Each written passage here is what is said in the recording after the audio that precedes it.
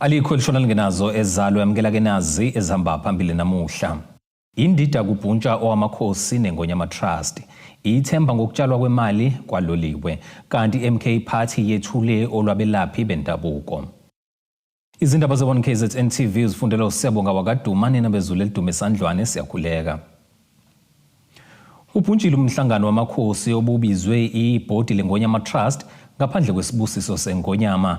Undunankulu kaZulu umfundisi uThula Sizwe Buthelezi uveze ukuthi ke ukuhlelwa kwalomhlangano bekungekho emthethweni. Buchitheke bugayiwe kuhlakazwa ingqungquthela yamakhosi ebibizwe ibhodi lohlaka olwengamele umhlaba kaZulu iNgonyama Trust. Isilo sikhulume ngomlomo kaNdunankulu kaZulu uThula Sizwe Buthelezi nofunde incwadi eveza ukuthi indlulamithi kanye nongqongqoshe womnyango wezokubuyiselwa komhlaba nokuthuthukiswa kweindawo zasemakhaya uMuzwanele Nyoso abanalo ulwazi ngalomhlangano ngaleso sizathu awukho emthethweni. Isilo singithumile emakhosi aseNdlunkulu ukuba ngokuxhumana kwaso nongqongqoshe kwawona lomhlangano wanamhlanje.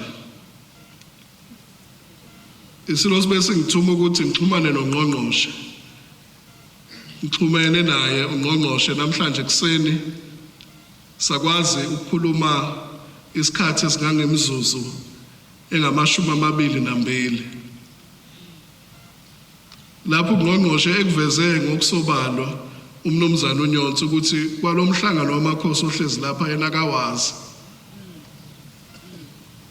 Wayesecela ungqongqoshe ukuthi ngikusho mase ngethula amagama esilo ukuthi yena njengongqongqoshe akawazi. Kangangokuthi useze wathumela uDirector General wakhe uDG ukuthi bonke abantu bomnyango abakulolu hlelo ababuyele office ngoba akazi abathuma ukuthi beze lapha.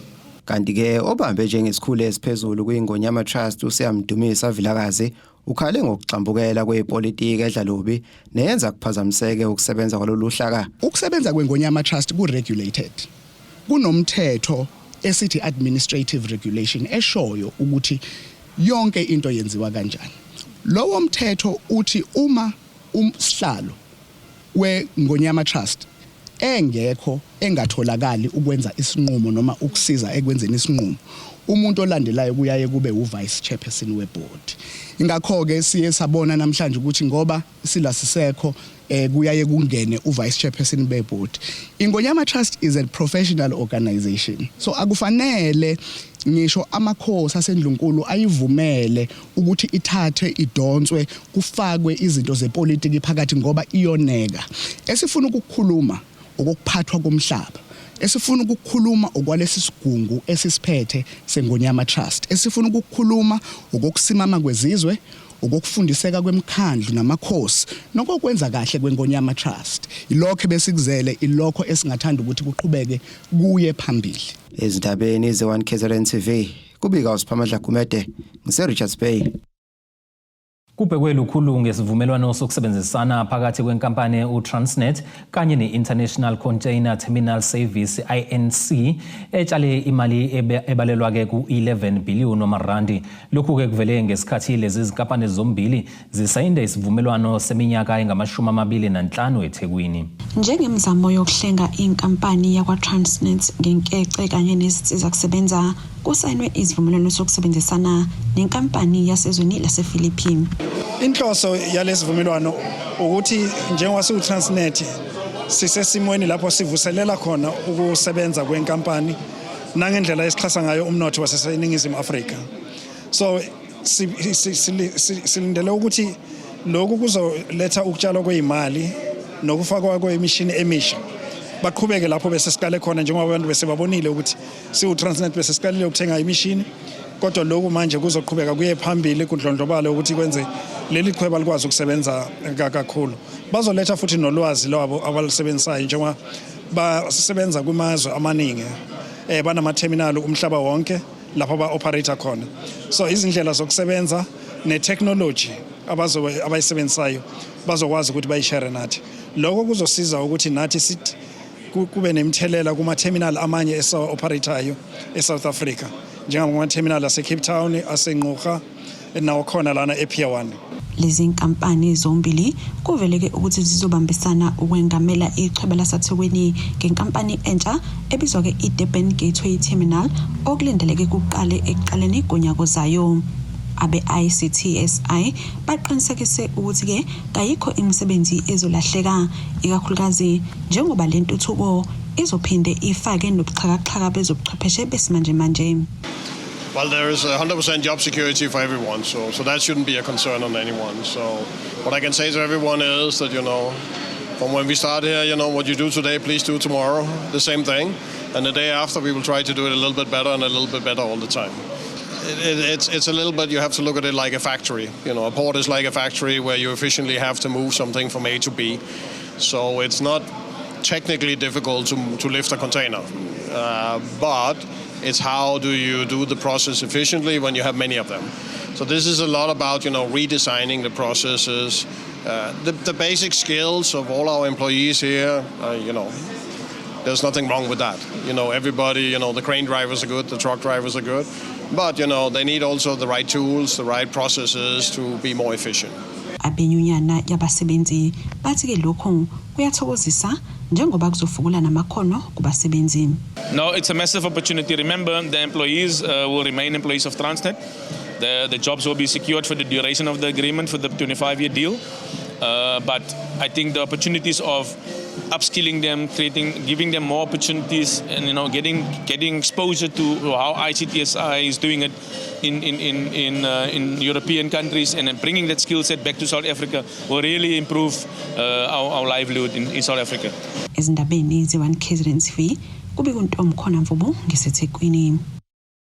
Usihlalo wabelaphi bendabuko eqenjini lomkhonto wesizwe KwaZulu-Natal uDokotela Andile Mzimbo Khalimali Dlamini uthi abelaphi bendabuko babhekene nezingqinamba eziningi zokwelapha ngamakhambi esintu uma kuqhathaniswa nokwelapha kwaseNtshonalanga njengoba ke besabukeleka phansi. Umzimbo Khalimali usho lokhu kade behlangene bezothula ngokusemthethweni uhlaka olumele abelaphi bendabuko emkhanya kude.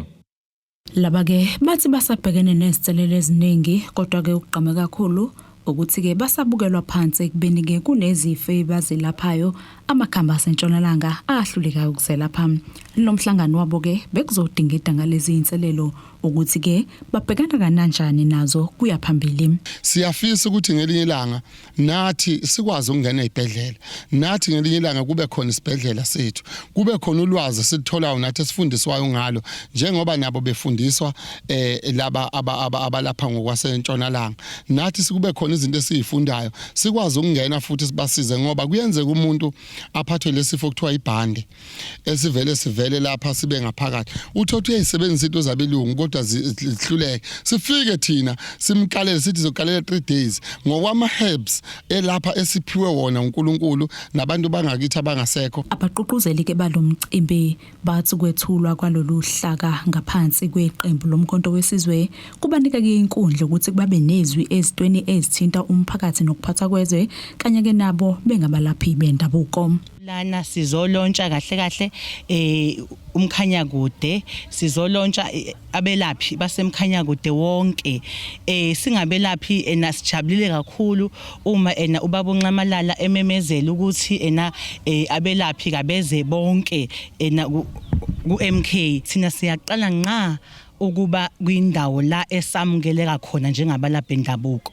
Siyaqala ukuthi sibe kuyipolitiki noma sibe la esizovunyelwa khona ukuthi kumele size khona. Siyajabula kakhulu ukuthi sizizwe nathi samukelekile njengabelaphi ngoba bezivama ukuthi thina njengabelaphi singathatheki kahle, singathatheki nje njengabantu. Oyilungu leshamthetho saKwaZulu-Natal uBuhle Khumalo uthi leli qembu likubeka phambili ukuthi ke zonke inhlaka zomphakathi zimeleleke futhi ke zikwazi ukuba ke nezwi ngezinto ezithinta ukuphathwa kwezwe kanjalo nomthetho sisekelo wezwe ukuba ke ungabavaleli ngaphandle. Inhloso kakhulu kababa uJacob Zuma ukuvula umkhonto ukuthi kube ne-organization yomkhonto wesizwe ukuthi sifuna ukuyosebenza noma ukuyochallenge umthetho sisekelo wezwe lase South Africa ukuze sikwazi futhi ke ukwazi ukuthi izikhalazo noma izinto izinto ezirezwa ezinye inhlaka noma ezinye istructures khona emphakathini sikwazi ukulalela izimvu zabo lapha kumele sishintshe khona umthetho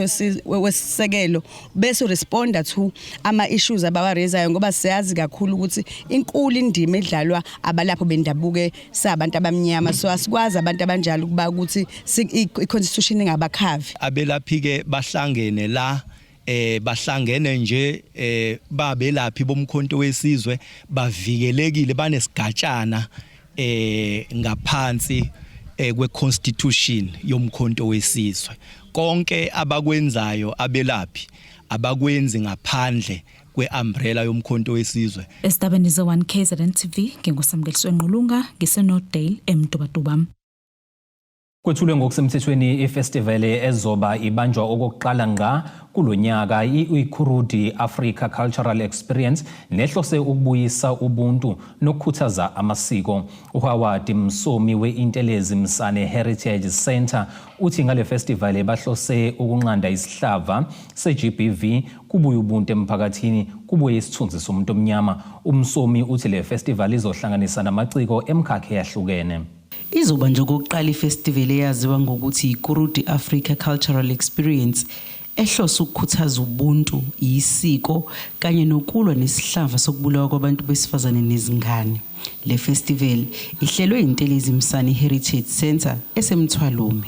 Lena i-festival enkulu kakhulu ngoba yenzeka lapha iNtelezi Msane Heritage Center izokwenzeka kusukela ngomhla ka-20 December ke ngomhla ka-21 December.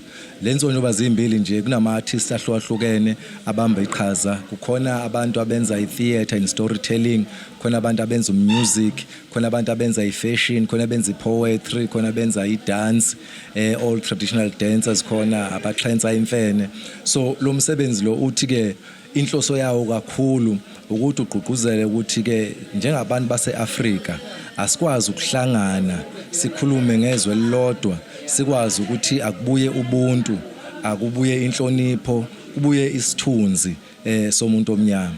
Uthi lo mcimbi uzodlala indima ekukhuliseni umnotho wasogwini.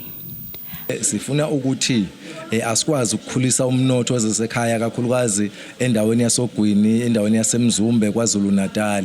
Sithi ke yiwo lo ozokwenza ukuthi abantu bendawo bakwazi babambe iqhaza. Kulonyaka uzothatha izinsuku ezimbili kodwa inhloso yethu ekugcineni kulonyaka nje sibheke kakhulu abantu abalana locally ngo2025 2026 2027 bese uthi from 2028 iqhubeka kuyaphezulu ilapho ke sobe sesifaka khona nabantu bezizwe sesiqinisekisile ukuthi abantu okwenzeka kubona umcimbi nokwenzeka kubona umsebenzi babamba iqhaza eliphelele ukuze bangabi nomuzwa ukuthi yazi abantu bayafika la bajabule babone kukuhle kodwa thina sisele ngaphandle. Uthi kuzoshiyelana inkundla amaciko asemkantshubovu.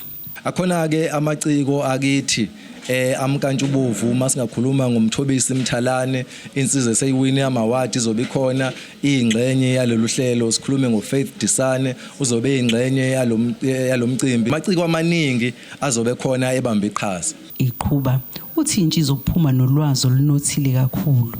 Lelu hlelo lakhelwe kakhulu even nabantu bomndeni umuntu uyakwazi ukuza nomndeni wakhe ngoba kunendawo esibiza ngokuthi kids zone lapho izingane zikwazi ukudlala khona yonke imidlalo ezokwazi ukuthi izithokozise ngesikhathi abazali bona bebukile.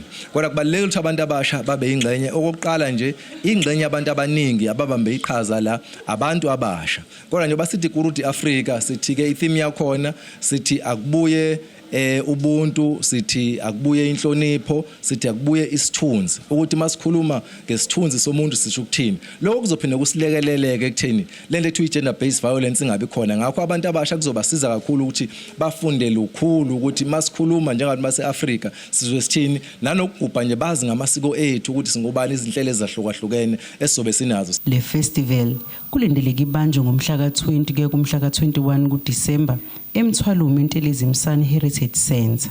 Lo mbiko benwethulelo zaMando Sicele wezindaba ze-1 KZN TV ngisesayid. Ake sihlabene nali ikhefu sihlangabeza futhi nezinye masibuya.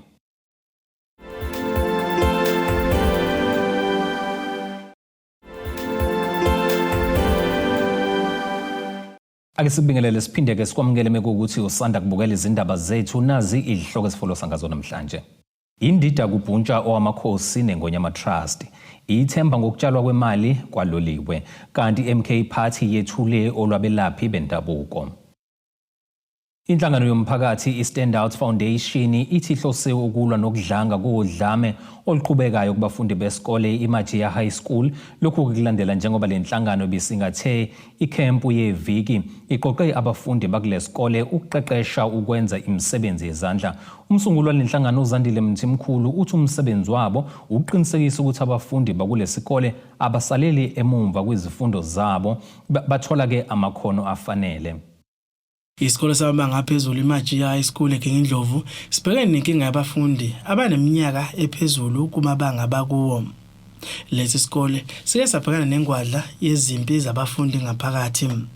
Inhlangano yomphakathi iStandout Foundation ithi ibone kukuhle ukuthi iqeqeshela abafundi amakhono kulesi sikole. Bekuyisikole si-priority school, ma-priority school ke yilezi izikole suke zinodlame ezikoleni thola ukuthi kunokuhlupha okukhona ngaphakathi esikoleni. And then SAPS wasuyasicela ukuthi size sokwenza ama-intervention sase sitargeta ugrade 10 wabafana. Sezake sazokwenza i-behavioral change, positive behavioral change programs esikoleni esibiza ngokuthi intwane grant standout influencers. La isihlala khona nezingane zabafana sifundisa ukuyiphatha kahle nazo zonke ezinye izinto. So sithema sesibafundisa sesiyathola ukuthi kuma grade esifocus ekuwona izingane ezifundayo zindala kune grade okufanele zibe kuyona. Thola ukuthi ingane ifunda ugrade 10 kodwa ina 21 noma ina 20 noma ina 22. And then masebe sibashintshile ibehavior yabo sesifanele sibone ukuthi sizobalekelela kanjani ukuthi bengabuyeli kohlala ezitolo, bengabuyeli ukuyophuza or whatever lokho bekurong bebekwenza. And then sase siyabona ukuthi mhlambe singakwazi ukuthi balekelele ngoba umuntu mesena 21 enesifase usukungasam prioritize usuku prioritize labanye abantu abaneminyaka emincane abasuke beka grade 12 thola ukuthi una 18 na grade 12. Lesi sikole esibuka singekho kwesimini sokuba ke kufundelwe kusona lenhlangano ithi soqhubeka kuso ngeminyaka ezayo nalolu hlelo lwayo lokubuyisa uzinze kulesi sikole. Sesibona ukuthi sicela ukuthi sibafundise ke amakhono. Sase siqala le program ke bizwa nge-skills development holiday program esiyenzayo every holiday. Siqale kulonyaka soqhubeka siyenze. So sifundisa i-carpentry, safundisa ama-tiles, safundisa i-painting, safundisa i-learners license, safundisa nokwenza ama-cosmetics, ama-sauce, o-mayonnaise, lezo zinto ezikanjalo ukuze abantu bekwazi ukuthi mabephuma kwa-grade 12 umuntu noma esemdala noma engasakwazanga ngoqeda isikole kodwa benalo ikhono. Uthishanhloko walesi sikole uNhlanhla Zungu uthi ngalolu hlelo lwalenhlangano luzolekelela ekutheni ke kuvuleleke amathuba omsebenzi kulabafundi. Isimo nje sase-South Africa somnotho siyawadinga kakhulu abantu abanama skills, hayi abantu abafundela ukuthi bahambe nabayoqashwa ngoba ngisho dokotela sibonile kule insuku beteleka abaqashwa kanti asazi ukuthi mufundela ubudokotela nje uyoqashwa. Kuyafunala ngempela sizwe nje la se-South Africa ifocus yethu ke ibuyele kakhulu kuma skills ukuze sikhulise abantu abazokwazi ukuthi bayisebenze bona. Abafundi bathi bazokwenza isiqinisekiso ukuthi ke bayasebenzisa kalamakhono abaqeqeshelwe wona. Kunezingane zabafethu abafana nambe ngenxane yabo yokuhlupha. uStandout Foundation washintsha konke umqondo lokho. Sibonge kuona futhi ukuthi usilethele le program. Siyabonga kakhulu sesizokwazi ukuthi noma kukhona lapho nalapho singaphumelelanga khona mhlawumbe njengokuthi siqede sikhona abaqede isikole bengatholi lokho njani ukuyofunda bekwazi ukuthi kube khona abakwenzayo ekuyimisebenzi yezandla. Ezindabeni ze1 KZN TV kuba inkosi enhle Mthembu eGingindlovu. Izinyunyana zothi isho kuyinathu nesatho ziphawulile ngomyalelo wophiko oluphenya ngenkohlakalo kuhulumeni iSpecial Investigating Unit we-SIU ngamafuphi ukuthi ke maqale uhlelo lokuqondiswa kwezigwegwe izikhulu ezili12 ezithinteka ke ekhwishweni kwethenda yezindlu zangasese ezingomahamba nendlwane ka 2.5 million rand. Izinyunyana ke zithi lokhu kungaba yihlazo neshwa njengomnyango wezemfundo ubhekene nezinkinga eziningi. Emva kophenyo onzulu olwenziwe uphiko likahulumeni olwisana nenkohlakalo iSIU njengoba lithole ukuthi kunesikhulu eziyishumi12 esithinteke ekhishweni kwethenda yezindlu zangasese ezingomahamba nendlwane engabiza u2.5 million wesigidi zamarandi iyalele ungqongqoshe lomnyango Sipho Hlomunga uba enze uhlelo lokuqondisa izigwegwe lezikhulu. Izinyunyana zothisha ziphawulile kanti inyunyana yothisha inathu ithi lokhu kungaba yihlazo ukuthinteka kwesikhulu ezingaka ekubeni umnyango wezemfundo udonsa kanzima. Sikubona kungayihlazo uma kuyiqiniso ukuthi kungakhona izikhulu zomnyango wezemfundo eziningi kangaka ezibalelwa ku16 okutholakala ukuthi ziyanuka phu inkohlakalo yokuba kukhishwe ithenda engaphezulu kuka2 million. Ekubeni umnyango wezemfundo uswele kangaka imali kunezikole ezihluphekayo. Sinothisha abangaqashiwe, sinezikole ezinganikwe imali, sinezakhiwo ezingalungisiwe, sinama access roads angalungisiwe, bese kuba khona nje inkohlakalo yokuthi kukhishwe ithenda engaphezulu kuka2 million. Lenyunyana iphinde yanxusa ukuba le mali mayibuyiswe ngoba lo mnyango uswele kakhulu kuleli. Uhulumeni osuke ukhathalela abantu bawo investor kakhulu eminyangweni wezemfundo kanjalo nokowezempilo.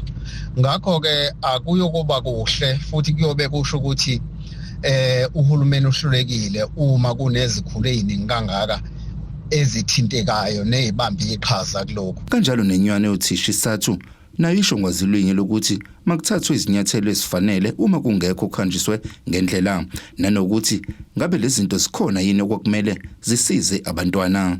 Esiyayisekusho ukuthi whenever kuba nama findings is very important ukuthi kube nama consequence management okwenzela ukuthi even in future izinto ezifana nalezi zingaphinde zenzeke abasebenzi bakwazi ukuthi bacophelele. So lapha eminyangweni wezemfundo njengoba ngokwe report ye SIU ilistile kufanele ukuthi kwenziwe kodwa okunye esinako njenge union. Uma ngaba nje sikhumbula kahle isikhathi seCovid akekho umuntu wayazi ukuthi imanage kanjani iCovid konke kwakutatazelwa and into eyiphambili remember iconstitution yethu ithi yonke into yenziwayo must be in the best interest of the child. Into enye balekile ofayile ibhekiwe la ukuthi where services provided abekhona indama PPEs lama toilet okukhulunywa ngawo nazo zonke lezi zinto okukhulunywa ngazo. Kulindele ukuthi umnyango wezemfundo esifundazweni KwaZulu-Natal uthatha izinyathelo ezinqala uqondisa isigwegwe lezikhulu eziyishumi-2. Esinabenzi 1 KZN TV bikuthabani maphumulo eRichards Bay. Inhlangano elekelela umphakathi ngezinhlelo zokufaka izicelo zomsebenzi iBlue Nation Labour Service ithi izoqhubeka nokwakha ubuhlobo nezinkampani ezahlukahlukene ukuze izonciphisa ke izinga labantu abangasebenzi. Umsunguli walenhlangano uLinduyise Mthethwa uthi baqhuquzela umphakathi ukuba usungule imifelandawonye yamabhizinisi engalekelela ke inqubekela phambili yokulwa ke nokwentuleka kwamathuba omsebenzi iphinde futhi ixoshi ikade eziko. Intsha eningi yaseBhokanani intula amathuba omsebenzi lokho sekholektheni kuinhlangano iBlue Nation Labour Service ukuba ingenelela ngosebenzisana nomnyango wezokuqasha nemisebenzi ukulekelela kuba kitholeka amathuba omsebenzi. Umsunguli lenhlangano Linduyise Mthethwa uthi ke basebenzisana nezinkampani ezahlukene ukuphendlela ke lentsha ukuze kithole umsebenzi. Indlela ke esisebenza ngayo kuba ukuthi sakhe ubuhlobo nenkampani ezikhona is either zila ngaphansi kwesifunda iKing Cetshwayo even nangaphandle siyafuna ukwakha ubuhlobo ngenhloso yokulekelela uhulumeni ekutheni akwazi naye ukuachieve igoal yakhe ekunciphiseni izinga labantu abangasebenzi. Lenhlangano ithi ayigcini ngokuphendlela ke intsha amathuba omsebenzi kodwa ke iphinde icebise ke lentsha ukuba iqala ngamabhizinisi. Njoba ubona abantu begcwele la ehholo kuningi abasizakala ngakho sidinga even izinto ezingama project ngoba siyakholela ukuthi abantu angeke beqasheke bonke ngobuningi babo ngendlela amathuba omsebenzi ayantuleka ngakhona. Siyakholela ukuthi abantu bangakwazi futhi ukusungula imifelandawonye. Umnyango wezokuqasha nemisebenzi uthi ke lentsha uzoyifaka ngaphansi kohlelo lokulindela amathuba omsebenzi angaseqhamuka. Esizenakho sizowe ne database system yethu eku-S. So it's a form that works like a CV. So what we do ngalelo form lelo is we capture ama details abo bonke abantu abangasebenzi siwa captureishe kwi database yethu akalepi system isifike office. Those people get registered as abantu abangasebenzi which expose exposes them to ama-job opportunities. Councillor Leward ukuward 3 ngaphansi komasipala Mhlathuzo umuzi Msimango unxusa ke intsha uba ivuye ithathe ukuze ke izibeke amathubeni amahle ukuthola amathuba omsebenzi. Ngiyajabulela nje intsha ukuthola amathuba afana nalawo ngoba ngikhethe umsebenzi manje isikhathi umsebenzi awusekho nje. So makukhona abasondelayo bethi bazokolekelela intsha. Ngikubonga kakhulu lokho. Khona manjalo Councillor Msimango uphinde wazona sekukhathazeka kwakhe ke ngokwentuleka kwamanzi kule ndawo. Ke ngakhulu ewadini according to amanzi. Imoto azikho and i-crisis iphezulu ngendlela exakile. Umuntu akasazi ukuthi mhlawumbe efuneka ephume ebhekephi. But nje nginethemba ngoba abaholi bathe namhlanje banomhlangano mhlawumbe khona bazophuma nako. Kodwa nje i-crisis yamanzi ewadini inkulu ngendlela exakile. Intsha ebingxenye lomhlangano inxusa ukuba ke izinkampani ezahlukene zivule amathuba omsebenzi. Besicela ukuthi nabanye abazwayo njengoba siyouth yalapha eBuchanan besilekelele because sifundile akuthi sifundile but imisebenzi esitholi besicela ukuthi noma ngabe iziphi inkampani engazwela abantu abasha abanjengathi ukuthi besifakela abangasifaka khona ngoba ngoba singenayo nama qualification akhona but nabangenawo abazi ama general worker cela ukuthi nabo nibasize. Izindaba ze1 KSN TV kuba inkosi enhle Mthembu eBuchanan. Ake siphinde sihlabena nali lenye ikhefu sihlangabeze nengosi yezomnotho kanjalo nezemidlalo masibuya.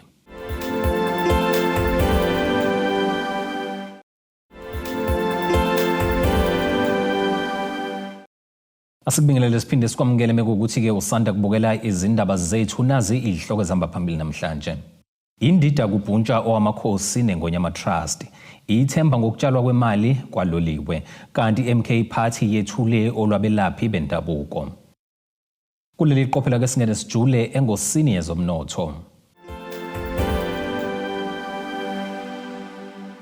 Irandi lakuleli liwe 17 rand 2 cent maliqhathaniswa nedola laseMelika libe u22 rand 67 cent maliqhathaniswa nopondo seBrithani liphinde libe u19 rand 81 cent maliqhathaniswa neeuro laseEurope igolide ke lona lingu $4,205 49 cents iounce kuthi oil ongahluziwe ube $61.94 umphongolo. Ake sikubhekele ngosini yezemidlalo. Umqeqeshi weKaizer Chiefs uKhalil Ben Yusuf uhlabeke umxhwele ngendlela adlale ngayo uLuke Budman emidlalweni wakhe wokuqala ngesikhathi ke leli qembu libhekene neTX Galaxy emidlalweni weBetway Premiership.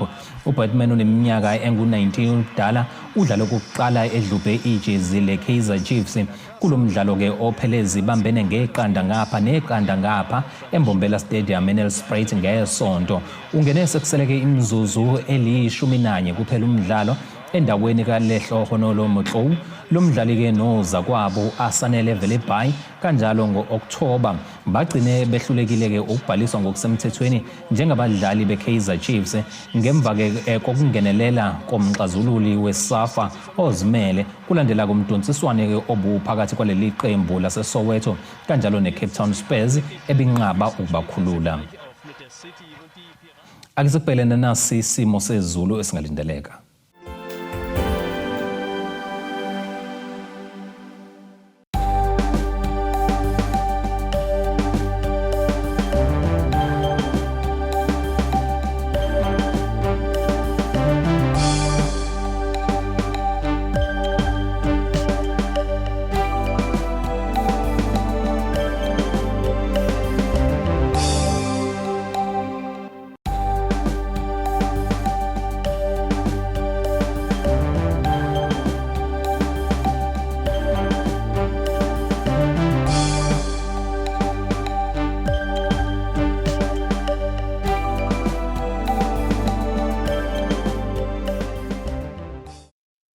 Zulumnyama ke ndlela zimhlophe ngiyaziguqisa ke nokho bese kuphathele zona namhlanje hlangabeze futhi noma kanjani kusasa ngesikhathi esifanayo.